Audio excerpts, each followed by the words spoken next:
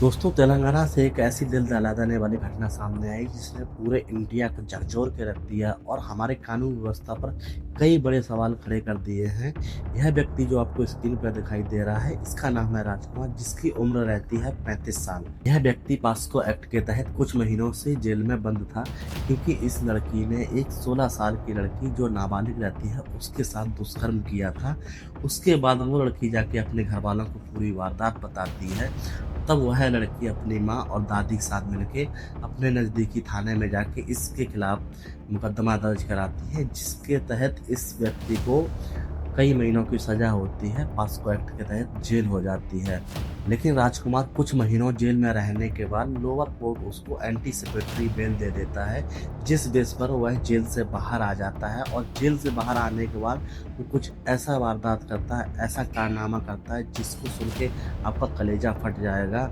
Anticipatory bail के बाद राजकुमार इतने गुस्से में रहता है कि वो वहाँ से सीधा जाके उस लड़के के घर पे जाता है जिसने उसके खिलाफ मुकदमा दर्ज कराया था। वहाँ जाने के बाद सबसे पहले उस 16 साल की छोटी बच्ची की माँ को उस बच्ची के सामने ही मार देता है। इसके बाद उसकी जो दादी रहती है, जो उसके साथ में थाने में गई थी रिपोर्ट दर्ज कराने, उसको भी वहीं पे जान से मार देता है। इसके बाद वह दरिंदा क्या करता है, उस 16 साल की छोटी बच्ची को अपने साथ गाड़ी में डाल के किसी सुनसान जगह पर ले जाता है, जिसके बाद फिर से उसके साथ दोबारा से दुष्कर्म करता है और उस बच्ची को वहाँ पर भी जान से मार देता है। ये उसके जेल से निकलने की पहली रात की ही घटना है। उसके बाद वह दरिंदा वहीं नहीं रुकता है। इसके बाद वह जाता है अपने घर।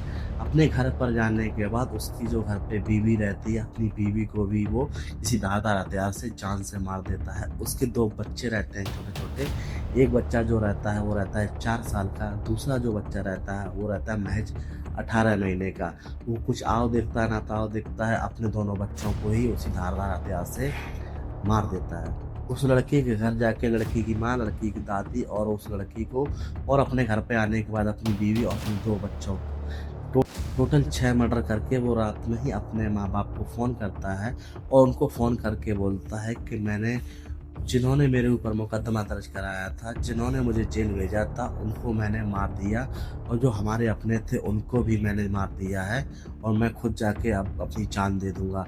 ये सुनते ही उसके पिता घबरा जाते हैं, एकदम शॉक में आ जाते हैं कि ये मेरा बेटा क्या बोल रहा है।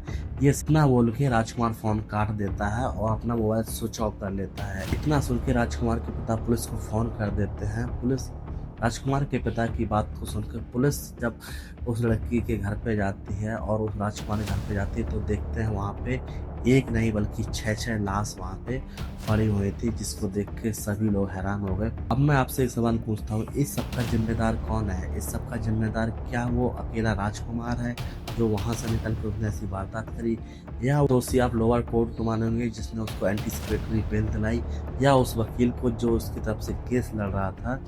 तो इन सब का जवाब आखिर कौन देगा? और राजकुमार का अभी तक कोई भी पता नहीं है। अभी तक पुलिस उसका पता तक नहीं लगा पाई है कि राजकुमार आखिर है कहाँ। तो राजकुमार जैसे हैवान के साथ क्या करना चाहिए? अपनी राय कमेंट करें और मिलते हैं नेक्स्ट वीडियो में। जय हिंद, जय भारत।